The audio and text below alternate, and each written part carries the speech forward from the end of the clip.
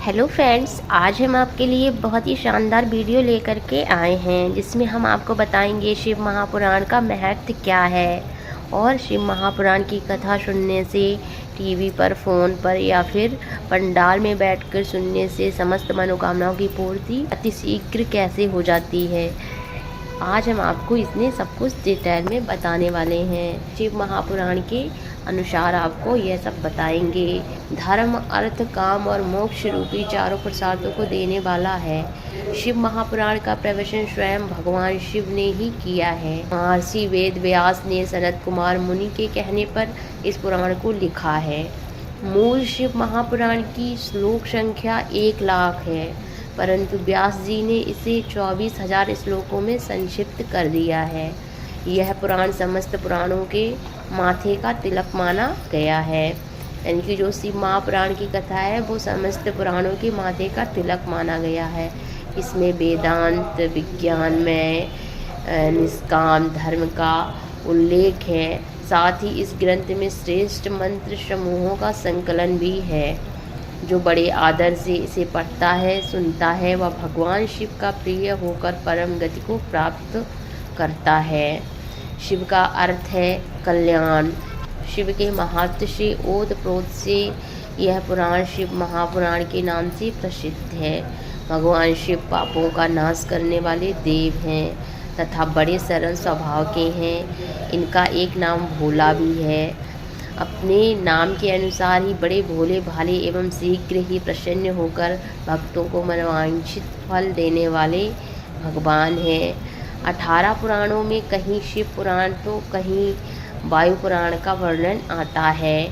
शिव पुराण का संबंध शैव मत से है। इस पुराण में प्रमुख रूप से शिव भक्ति और शिव महिमा का प्रचार प्रसार किया गया है। प्रायः सभी पुराणों में शिव को त्याग, तपस्या तथा करुणा की मूर्ति बताया गया है। कहा गया है कि शिव सहज की प्रसन्न हो जाने वाले एवं मनोवांछित फल देने वाले हैं। किंतु शिव पुराण में शिव के जीवन चरित्र पर प्रकाश डालते हुए उनके रहन सहन, विवाह और उनके पुत्रों की उत्पत्ति के विषय में विशेष रूप से बताया गया है। भगवान शिव सदैव लोकोपकारी और हितकारी हैं। त्रिदेवों में इन्हें संहार का देवता भी माना गया है। अन्य देवताओं की पूजा अर्चना की तुलना में शिवोपासना को अत्यंत सरल माना गया है। अन्य देवताओं की भांति पुष्पमालाओं और मीठे पकवानों की आवश्यकता नहीं पड़ती है। शिव तो स्वच्छ जल, न खाए जाने वाले पौधों के फल यथा धतूरा आदि से ही प्रसन्न हो जाते हैं। शिव को मनोरथ, वेशभूषा और अलंकारों की आवश्यकता भी नहीं है। वे तो औघड़ बाबा हैं, जटाजूटधारी हैं, गले में लिपटे नाग और रुद्राक्ष की मालाएं, शरीर पर बागांबर, चिता की भस्म लगाए एवं हाथ में त्रिशूल पकड़े हुए वे सारे विश्व को अपनी पदचाप तथा डमरू की कर्णभेदी ध्वनि से नचाते रहते हैं। इसीलिए इन्हें नटराज की संज्ञा भी दी गई है। उनकी वेशभूषा से जीवन और मृत्यु का बोध होता है। शीश पर गंगा और चंद्र जीवन एवं कला के घोतक हैं। शरीर पर चिता की भस्म मृत्यु की प्रतीक है। यह जीवन गंगा की धारा की भांति चलते हुए अंत में मृत्यु सागर में लीन हो जाता है। भगवान शिव नीलकंठ कहलाते हैं, क्योंकि समुद्र मंथन के समय कालकूट विष के बाहर निकलने से सभी पीछे हट गए।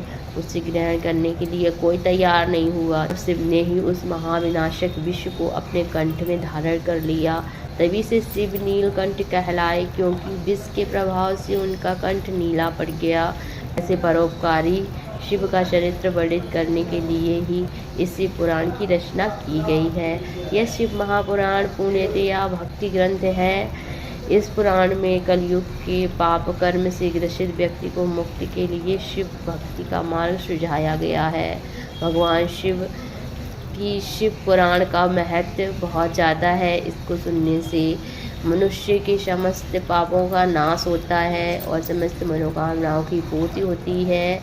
और उसका उज्जवल भविष्य होता है। उसके जीवन में सुख शांति समृद्धि बनी रहती है, उससे सारे सांसारिक सुख मिलते हैं। और भगवान शिव बहुत ही दयालु हैं।